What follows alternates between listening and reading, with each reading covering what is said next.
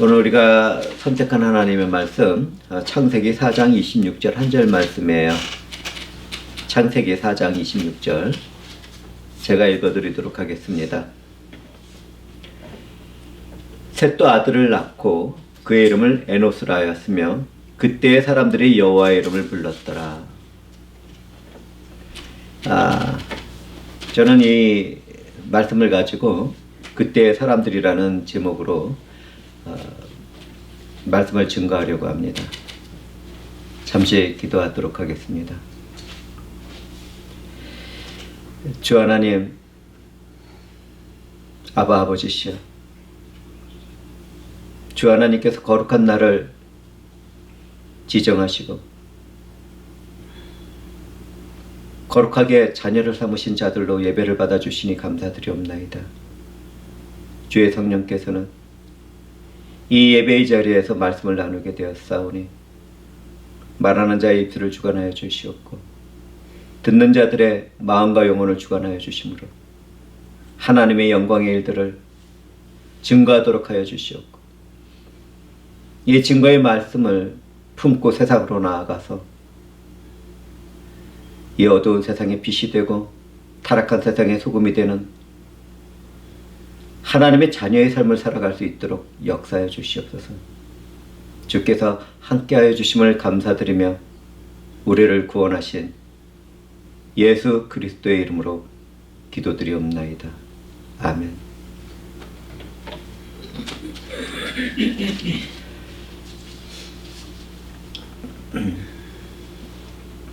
오늘 우리가 함께 나눌 설교는 인류의 문명이 발달하기 전 아주 먼 과거의 이야기입니다. 제가 죄를 낳던 그때에는 하나님과의 관계가 단절되어 있었죠. 그럼에도 하나님은 죄를 범한 인간들에게 구원의 은혜를 베풀어주고 계셨습니다.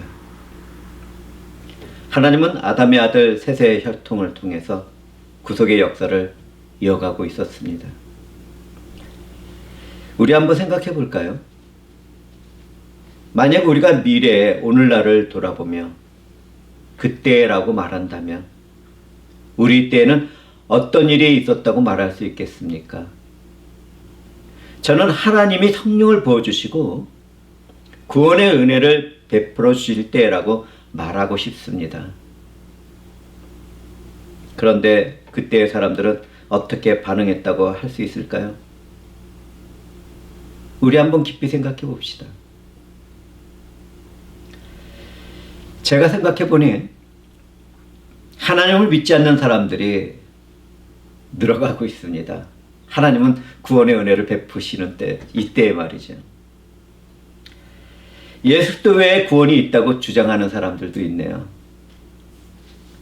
동성애와 동성결혼을 합법화하는 국가 교회들이 생겨났고요.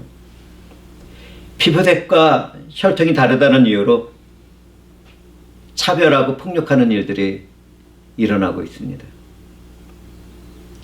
종교와 사상과 이해관계가 다르다는 이유로 폭력과 살인과 테러와 전쟁이 계속되고 있기도 하죠.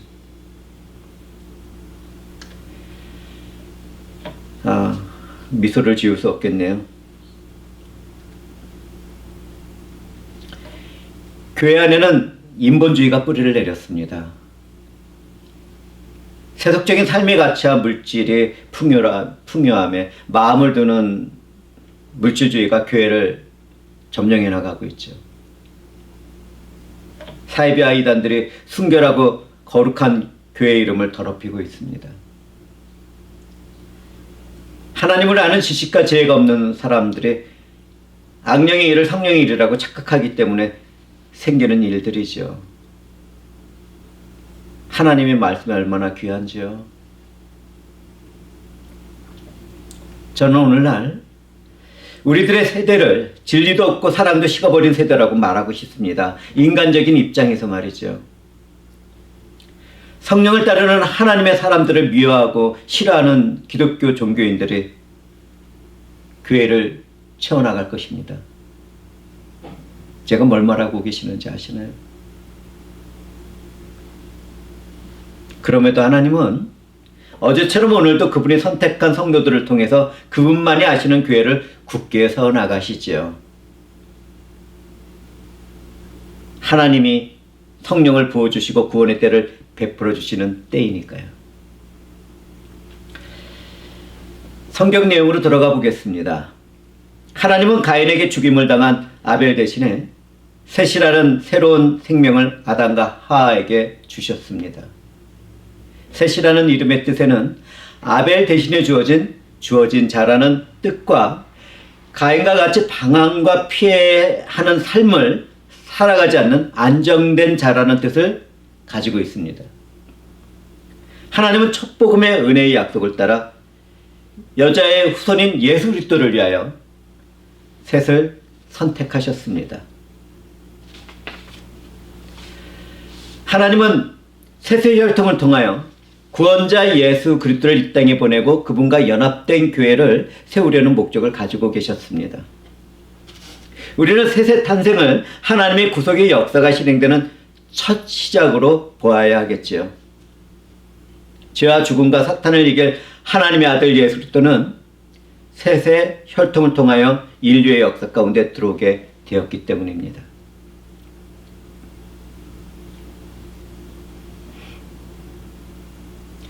아담의 형상을 닮은 셋은 성장하여 아들을 낳았습니다. 그 아들의 이름은 에노스였습니다. 에노스라는 이름은 병든 사람 또는 죽음과 부패로 사라져버릴 사람이라는 뜻을 가지고 있습니다. 아담의 형상으로 태어난 셋은 죄로 인하여 죽을 수밖에 없는 인간의 상태를 바라보았기 때문에 그 아들의 이름을 에노스라고 불렀을 것입니다. 믿음의 사람이었죠. 그런데 우리는 성경을 통하여 에노스의 때부터 사람들이 여호와의 이름을 불렀다는 말씀을 듣습니다. 에노스의 이름을 통해서 바라보면 그때의 사람들은 자신들의 죄로 죽은 삶을 살고 있다는 것을 깨달은 것 같습니다. 소망 없는 자신을 바라본 그들은 하나님 없이 사는 것은 아무것도 아니라는 것을 몸서리치게 깨달았던 것이지요. 그들은 사슴이 시냇물을 찾아 헤매듯이 하나님을 갈망했습니다. 일이 그렇게 된 것은 성령 하나님이 그들에게 임하시고 감동시키셨기 때문일 것입니다. 죄로 타락하여 영적으로 죽어 있는 사람들에게 성령을 부어준 사건은 하나님의 주권적인 은혜입니다. 우리는 이 일을 바라보면서 거룩함과 공의의 심판을 행하실 하나님이 사랑이시라는 것을 발견하게 됩니다. 사랑이신 하나님은 그분의 독생자 예수 그리스도에게 우리의 죄악을 담당하도록 하셨지요. 그런데 이 일에는 구원의 은혜만 함께하는 것이 아닙니다. 하나님은 십자가의 구원과 은혜를 거절하고 믿지 않는 사람들에게 반드시 그 책임을 물으실 것입니다. 정말 두렵고 떨리는 일이죠.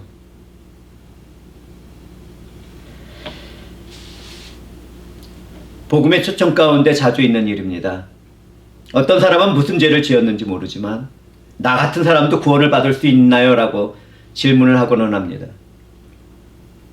저는 그런 질문에 확신을 가지고 대답합니다. 네, 그렇습니다. 구원의 은혜를 받는 데는 그전에 내가 어떤 삶을 살았든지 어떤 죄를 범했든지 어떤 허물을 가지고 살고 있었든지 아무런 문제가 없습니다. 심지어 어떤 한 사람이 사탄과 마귀들이 내가 졌다고 말할 정도로 타락했다 하더라도 구원의 은혜를 받는 데는 문제될 것이 없습니다. 우리 주 예수 그리스도는 그분의 대속의 은혜를 믿는 사람들을 위하여 하나님의 진노의 포도주잔을 단 한 방울도 남기지 않고 다 마셔버렸기 때문입니다. 누구든지 하나님의 사랑을 받아들이고 그 은혜를 내게 주신 예수 그리스도를 마음으로 믿고 입으로 시인하기만 한다면 그분의 사랑 안에서 영원한 생명을 누리게 됩니다. 이것이 저의 답변입니다.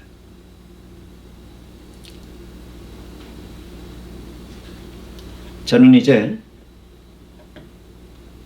믿음 안에서 살아가는 우리들의 모습도 살펴보려고 합니다. 하나님을 알면서도 말씀과 성령에 순종하지 않는다면 그 사람은 누구입니까? 우리는 완전할 수는 없지만 최선을 다해서 말씀과 성령에 순종하는 삶을 추구해야 하겠습니다. 성령을 따르지 않고 육신의 정욕을 따른다면 그 사람이 거듭난 새 생명이겠습니까? 사람들은 교회에만 속하면 안전하게 구원을 받는다고 생각합니다. 그렇지만 절대로 그렇지 않습니다.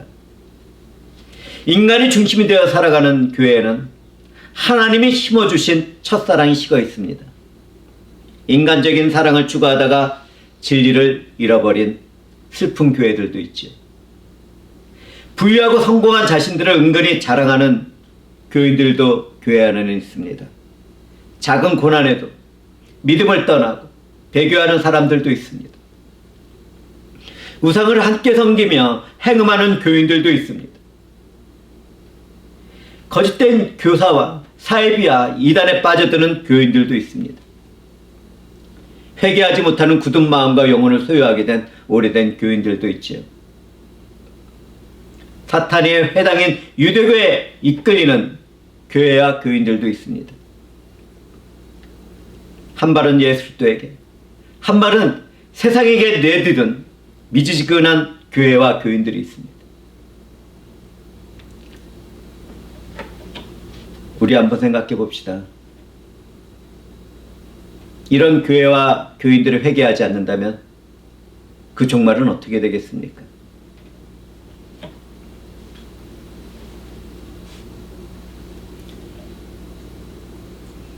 하나님으로부터 부름을 받고 이롭다고 선언을 들은 사람들은 예수 그리스도의 지체입니다. 그런데 한 믿음 안에서 서로 사랑으로 하나가 되지 못한다면 무슨 이유 때문입니까? 교회 안에서 그렇게 한 마음 한 뜻이 되어 사랑하는 것을 보기 힘든 것은 무슨 이유 때문입니까? 교회가 분열하고 다투는 이유는 무엇 때문입니까? 그리스도의 지체들이 미움과 시기와 질투와 불평과 원망으로 살아갈 수 있겠습니까? 그럴 수는 없죠. 그런 일들은 경건하지 않으면서도 하나님의 은혜를 방탕한 것으로 바꾸던 예수 그리스도를 부인하는 거짓 교사들의 삶의 모습이니까요. 또한 참된 믿음으로 살아간다고 하면서 그 입으로 자신을 자랑하며 이익을 위하여 아첨하는 삶을 살아간다면 그 믿음이 참된 것이겠습니까?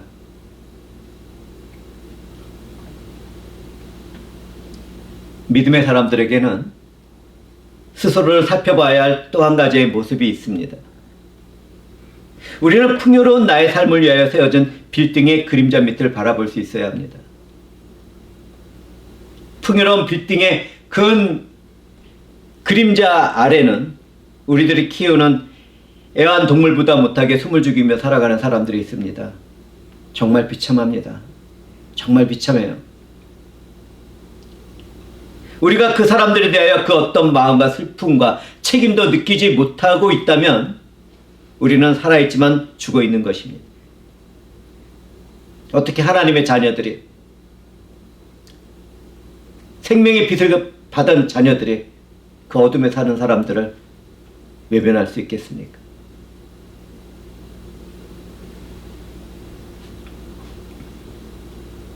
그렇게 외면하면서 살아가던 우리가 주님의 날에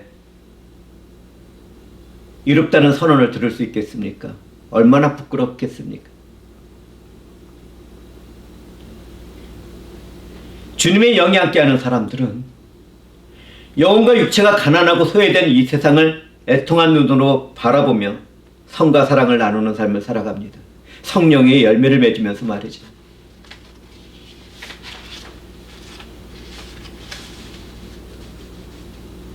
우리가 그런 모습을 보이지 못하고 있다면 심각하게 자기 자신을 살펴봐야 하는 것입니다.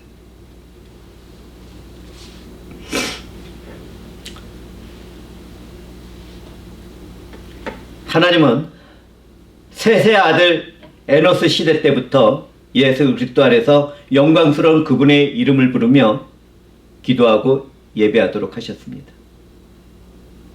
그들은 하나님의 은혜의 언약 아래 머물고 있었습니다. 그들은 예수들을 보지 못했지만 믿음으로 하나님의 이름을 부르고 있었지요. 성령의 역사 가운데 말입니다. 사랑하는 형제와 자매들은 하나님의 성령이 부어질 때 어떤 일이 일어나는지 아세요? 하나님의 영을 받은 사람들의 마음과 영혼은 새롭게 됩니다.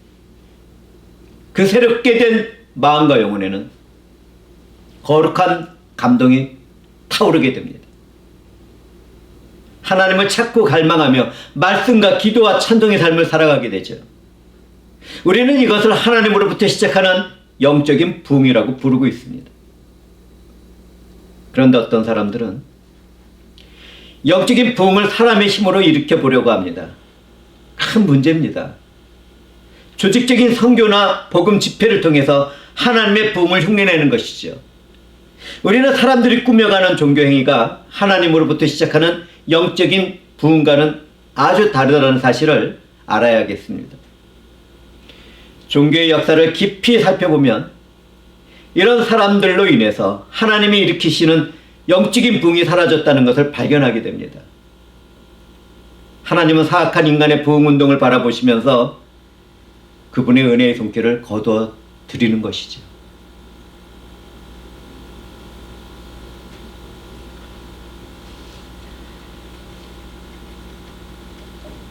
영적인 부흥이라는 것은 교회 안에서 일어나는 성령의 강력한 역사를 말하는 것입니다.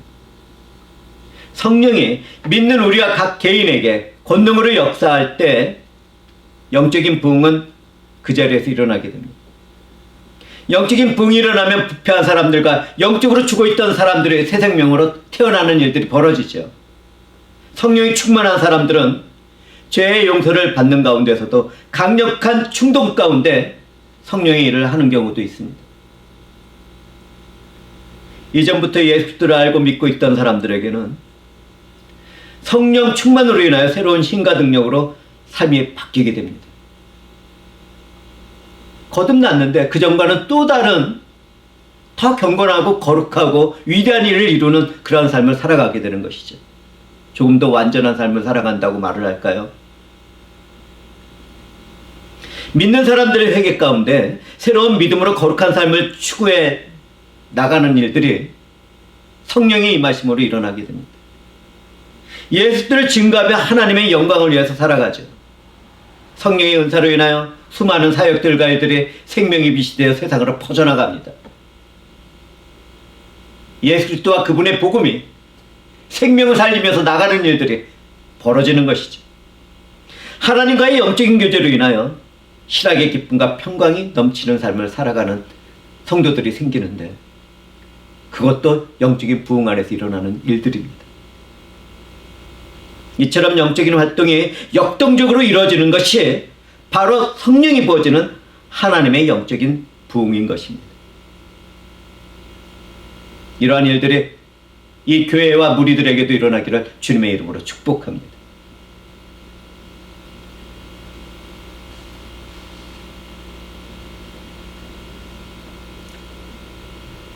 저는 이쯤에서 약속된 성령 강림에 대하여 말씀을 나누도록 하겠습니다.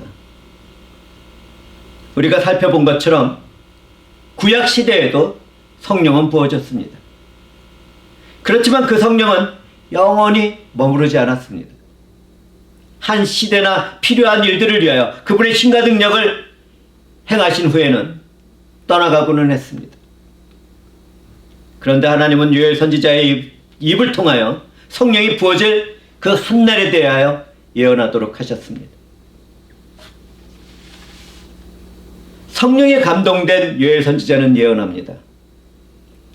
누구든지 여호와의 이름을 부르는 자는 구원을 얻으리니 이는 나 여호와의 말대로 시온산과 예루살렘에서 피할 자가 있을 것이요 남은 자 중에 나 여호와의 부름을 받을 자가 있을 것임이니라.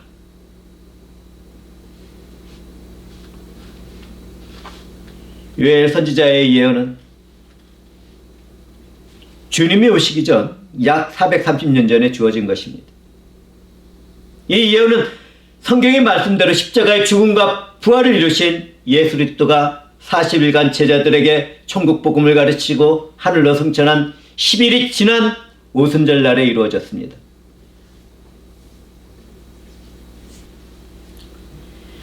예수 그리스도는 그분의 백성들을 고와 같이 내버려두지 않고 그분의 영으로 함께할 것을 약속하셨습니다. 그 약속 그대로 오순절 날에 부어진 성령은 그날부터 영원히 우리와 함께하게 되었습니다. 성령 하나님이 각 사람 안에 내주하시면서 구원의 인을 쳐주시고 보증하는 가운데 함께 교제의 삶을 살아가게 된 것이죠. 성령과 함께 예수 그리스도 안에서 하나님 아버지와 완전한 회복 가운데 살아가는 영적인 일들이 벌어지게 된 것입니다. 이때 성령의 충만을 함께 받은 사람들은 인간이 상상할 수도 없는 큰 변화를 받게 됩니다. 단지 변하는 것이 아니라 완전한 새 사람이 됩니다. 각성된 삶을 살아가게 됩니다. 이때 성령의 충만을 함께 받은 사람들은 하나님의 일들을 탁월하게 그리고 완전하게 성취해 나가죠.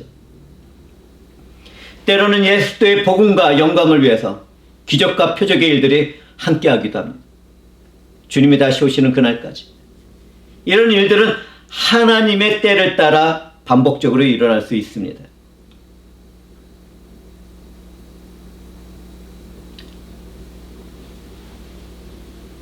성령의 세례가 부어지는 그날에 성령의 지시를 받은 사람들은 각 나라의 방언으로 하나님이 이루신 큰 구원의 일을 선포했습니다. 그때 베드로 사도는 성령의 권능을 힘입어 외쳤습니다. 누구든지 주의 이름을 부르는 자는 구원을 받으리라 하였느니라. 그날에 회개하고 믿어 구원을 받은 사람들은 남자 어른만 약 3,000명이었습니다. 여기서 우리는 여호와의 이름을 부르는 자가 구원을 받으리라는 요엘 선지자의 예언이 베드로 사도에 의하여 주의 이름을 부르는 자는 구원을 받으리라는 말씀으로 선포되고 있다는 것을 바라보게 됩니다. 우리는 이 일을 통하여 구원의 은혜를 이루신 우리 주 예수 그리스도가 바로 성삼위일체 하나님의 두 번째 위격이라는 것을 발견하게 됩니다. 우리 주 예수 그리스도는 영원전부터 하나님의 아들이신 구원자이신 것이죠.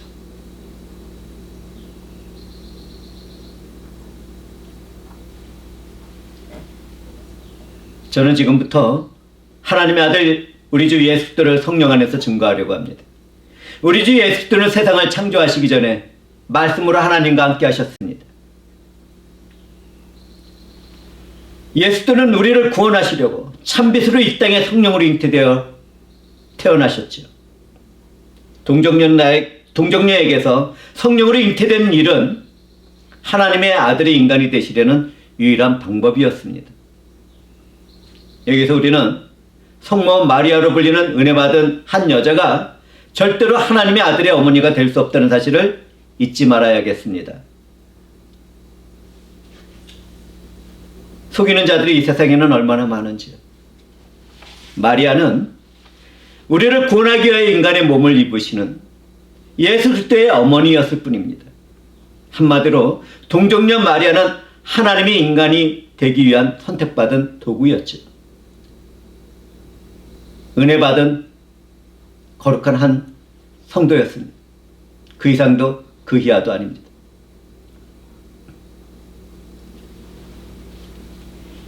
인간이 되신 주님은 하나님의 언약과 율법에 실패한 모든 인류를 위하여 순종의 삶을 사셨습니다.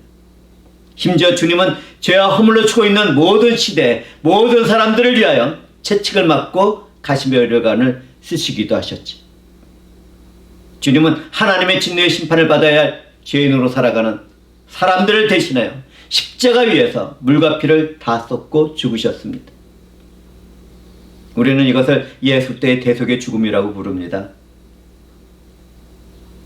누구든지 이 사실을 믿게 된다면 나를 붙들고 있는 죄와 죽음의 쇠사슬을 끊어버릴 수 있습니다.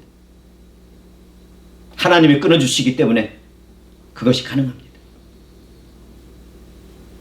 믿는 사람마다 하나님의 아들 예수 안에서 멸망을 받지 않고 영원한 생명을 얻게 되는 것이죠.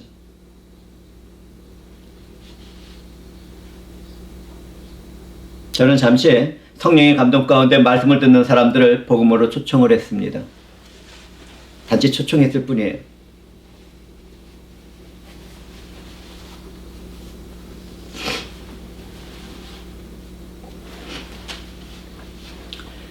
하나님이 선택한 사람들은 성령에 의하여 하나님을 믿지 않았던 자기 자신을 회개하고 믿음으로 나가려는 결단을 하게 될 것입니다. 그러나 이 복음의 말씀을 거절하는 사람들은 이미 하나님의 진노의 심판이 임한 것이죠. 복음을 전하는 사람으로서 저는 이 시간이 정말 힘들고 어렵고 괴롭습니다.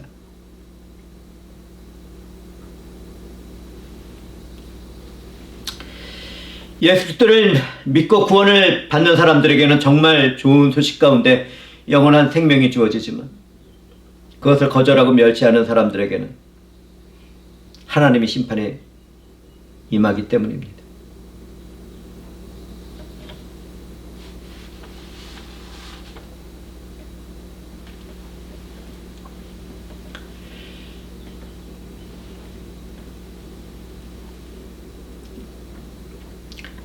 셋의 아들 에노스의 시대에 부어졌던 성령은 하나님의 구속의 역사 가운데 예수 그리스도가 부활 승천하신 후에 이 땅에 오셨습니다. 성령 하나님은 열매를 취소하는 오순절 날에 완전히 이 세상을 덮었습니다. 성령이 부어지는 그날은 성취된 은혜의 새 언약에 각 사람에게 적용되는 특별한 날이었습니다. 예수 그리스도가 아버지에게서 받아서 부어준 오순절 날의 성령 세례는 구속의 역사 가운데 단 한 번뿐입니다. 이때 임한 성령의 세례는 그날 이후에 구원을 받은 사람들에게 지금까지 계속 부어지고 있습니다. 또한 성령 하나님은 믿는 사람 안에서 내주하시며 인쳐주시고 보증하는 가운데 우리와 영적인 교제를 나누고 계시죠. 말씀 안에서 기도하는 사람들은 잠잠한 가운데 성령이 지시하는 내용도 들을 수 있습니다.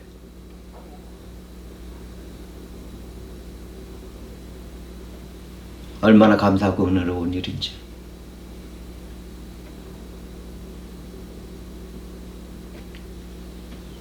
그런데 성령의 권능으로 역사하실 때 일을 우리는 제대로 볼 수 있어야 합니다. 그때 믿음의 사람들은 핍박과 고난을 받는 가운데 땅끝까지 복음을 전하는 삶을 살아가게 되었지요. 사실 모든 시대마다 믿음으로 살아가는 참된 그리스도인들의 삶은 믿음으로 인한 고난의 길을 걸어갔습니다. 그리고 우리들도 믿음으로 인한 고난의 삶을 살아가고 있죠.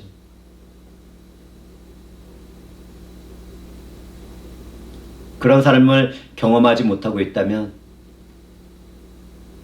자신의 은혜 받은 사람인지 심각하게 한번 생각해 보시기 바랍니다.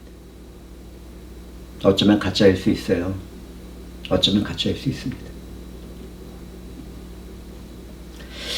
그럼에도 우리는 하나님의 구속의 역사를 바라볼 수 있어야 합니다. 우리들의 눈으로 보기에는 죄로 타락한 세상과 삶이 어둡고 두려울 뿐이지만 하나님은 그분의 구속의 역사를 절대로 중단하지 않고 이끌어 가십니다. 이 사실을 알고 있는 우리는 확신 가운데 하나님의 뜻을 따라 예수 그리스도 안에서 참고 인내하며 선한 일을 하며 살아가야겠습니다. 성령의 열매를 맺으면서 말이죠. 하나님의 구속의 역사를 확신하는 가운데 살아가던 다윗의 고백은 우리들에게 위로하심이 됩니다. 제가 읽어드리도록 하겠습니다. 다윗은 이렇게 고백하네요. 내가 주의 인자하심을 기뻐하며 즐거워할 것은 주께서 나의 고난을 보시고 환난 중에 있는 내 영혼을 아셨으며 나의 원수의 수중에 가두지 아니하셨고 내 발을 넓은 곳에 세우셨음이니이다. 얼마나 감사한가요? 저뿐만 아니라 각자의 나를 사랑해서 죽고 부활한 예수를 믿는 사람들은 알아야 할 것이 있습니다. 우리가 믿음의 삶을 살아갈 때 그 어떤 많은 사역이나 업적을 세우려는 목적보다는 하나님과의 관계를 바르게 갖는 목적을 가져야 합니다. 먼저 하나님과의 바른 관계가 이루어지게 된다면 내가 하려는 그 사역과 일들은 어떻게 되는지 아시겠습니까? 하나님의 권능이 임하심으로 모든 일에서 하나님 뜻을 성취하게 되고 하나님의 영광을 드러나게 되죠. 그런데 무엇 때문에 나의 생각과 부족한 의지로 그러한 일을 먼저 하려고 합니까?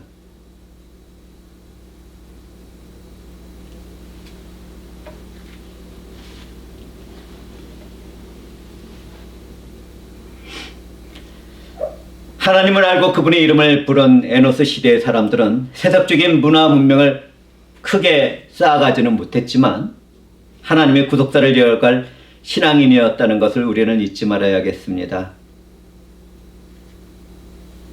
하나님께 영광이 되는 삶은 세상에서 나타나는 나의 성공에서뿐만 아니라 실패 가운데서도 이루어지는 것이죠.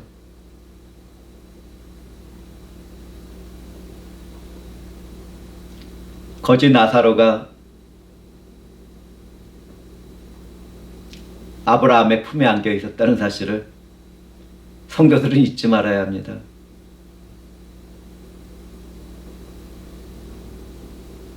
뭔가 큰 착각을 하고들 있어요. 그러면 안 됩니다.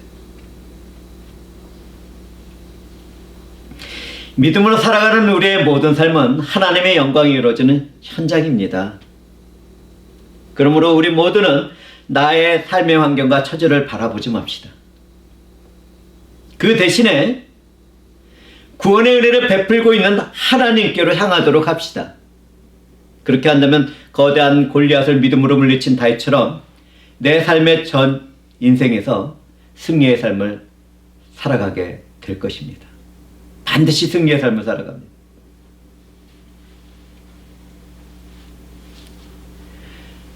우리는 지금까지 죄로 타락한 인류의 역사 가운데 하나님의 구속사역이 진행되는 곳에서는 어디서든지 하나님의 영이 충만하게 부어진다는 사실을 살펴보았습니다. 에노스 시대의 성령의 부어주심은 하나님의 영이 이 세상에 최초로 부어진 사건이었죠. 그때 그들은 하나님의 이름을 불렀고 예배의 자리로 나갔습니다. 우리도 그들과 다를 것이 없습니다. 사랑의 하나님은 예수 그리스도 안에서 살아있는 자들의 영원한 생명이신 아버지이십니다. 주님은 성령과 함께 영원한 생명을 얻은 사람들은 유일하신 참 하나님과 그가 보낸 예수 그리스도를 아는 사람들이라고 말씀하셨습니다.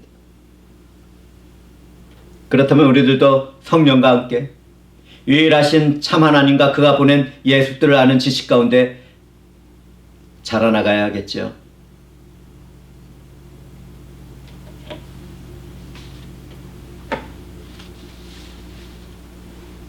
하나님의 구속의 역사는 복음의 빛으로 인간의 역사 가운데서 점점 밝아지고 있었습니다. 최초의 복음이 주어진 이후에 하나님의 영에 감동받은 사람들은 앞으로 오실 예수 그리스도가 어떤 분이신지 어떤 일을 하실 것인지를 점점 확실하게 더 밝고 명확하게 말하기 시작했습니다. 하나님의 때가 차게 되었을 때 사람이 된 하나님의 아들 예수 그리스도는 십자가 위에서 하나님의 사랑과 공의를 완전히 성취하고 그분의 빛난 영광을 나타내셨습니다. 예수는 죽은 자 가운데서 3일 만에 부활하셨고 그분이 세운 11 제자는 부활하신 예수님께 경배를 드렸습니다. 주님은 40일 동안 제자들에게 하나님 나라에 대하여 가르치면서 말씀하셨습니다. 세상 끝날까지 너희와 항상 함께 있으리라. 주님은 아버지께 성령을 받아 구원받은 자들에게 부어주고 그분의 영은 우리와 함께 동행하게 된 것입니다.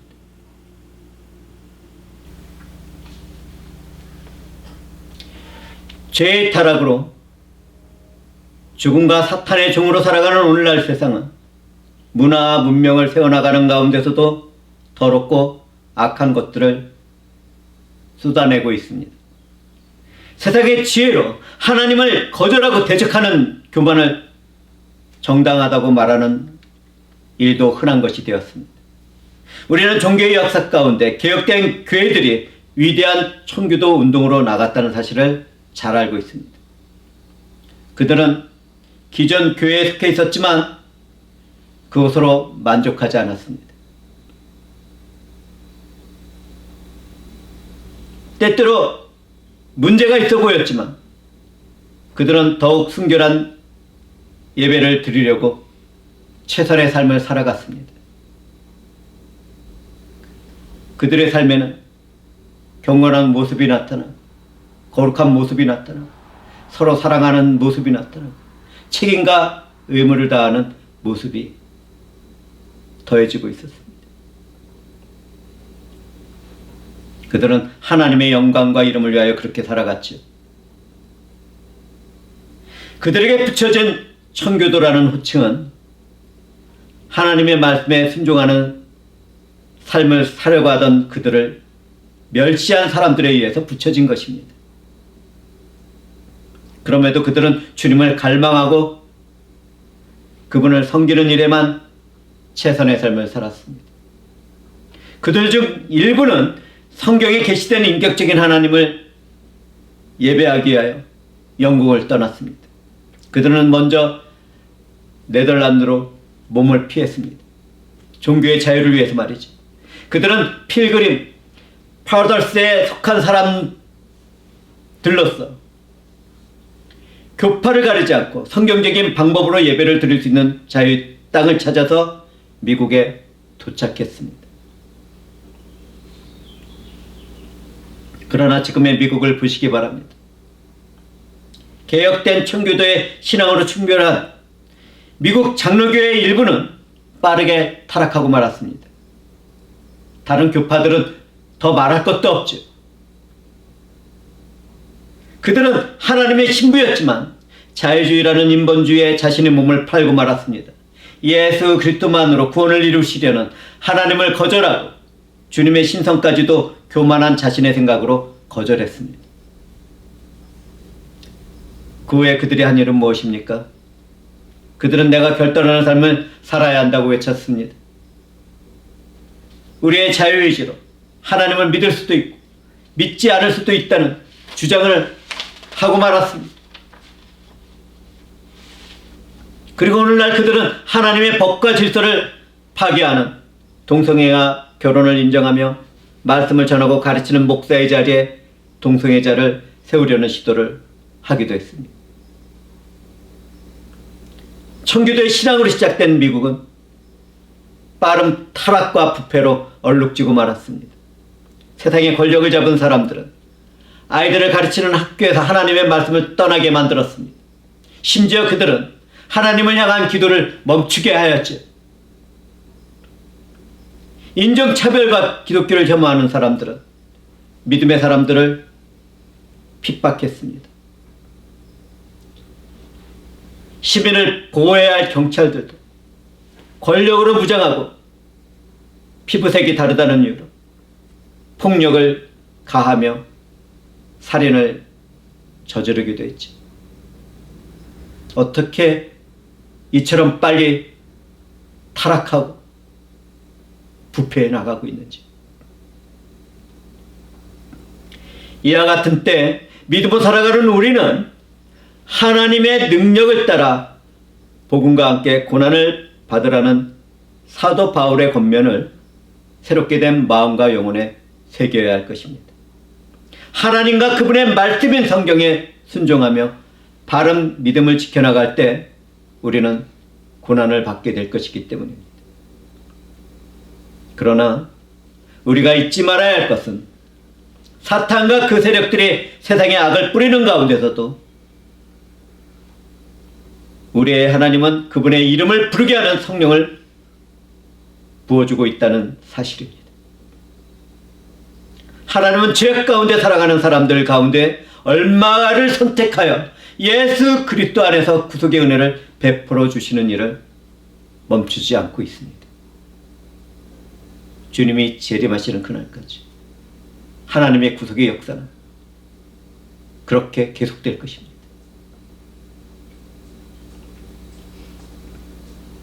예수 그리스도의 이름을 부르는 자들에게서 죽음을 보지 않고 하늘에 올라간 에녹과 같은 믿음의 열매가 맺어지는 것은 하나님의 사랑이며 은혜입니다. 그 사랑과 은혜가 지금 이 예배 자리에서 하나님의 말씀을 나눈 이 무리에게도 이루어졌습니다.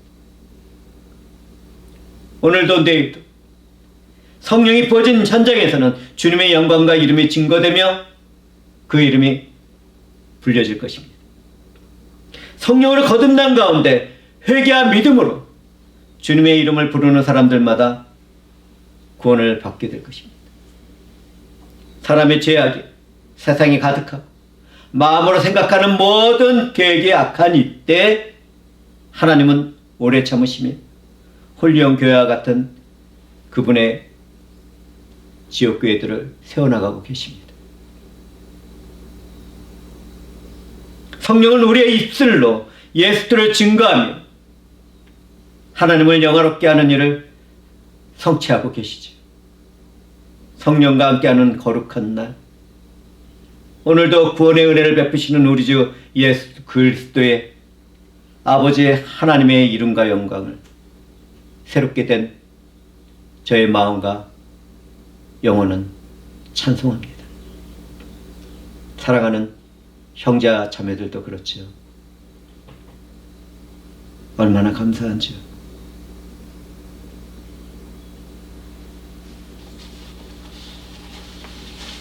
예배 가운데 말씀을 끝까지 마치도록 한 주 하나님께서는 홀로 찬송과 영광을 받아 주시옵소서. 기도하시겠습니다. 주 하나님 감사합니다. 주의 성령께서 예배를 방해하는 많은 이들로부터 우리를 보호하시고 또 말씀을 마치도록 하셨나이다.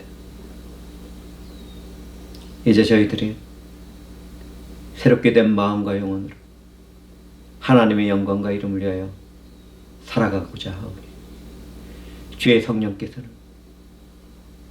친히 우리들 안에서 역사해 주시어서 소망을 품고 하나님의 일을 이루어 나갈 수 있도록 은혜를 베풀어 주시옵소서. 또한 성령의 충만함으로 우리를 인도하시니 땅끝까지 예수 그리스도가 증거되고 죽은 영혼들이 살아나는 일들을 행하여 주시옵소서.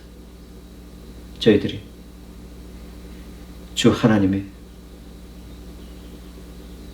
부르심 가운데 하나님의 영광을 위한 도구가 되겠나이다. 주 하나님이시여 홀로 영광 가운데 저희들을 사용하여 주시옵소서. 우리를 구원하신 예수 그리스도의 이름으로 기도드리옵나이다.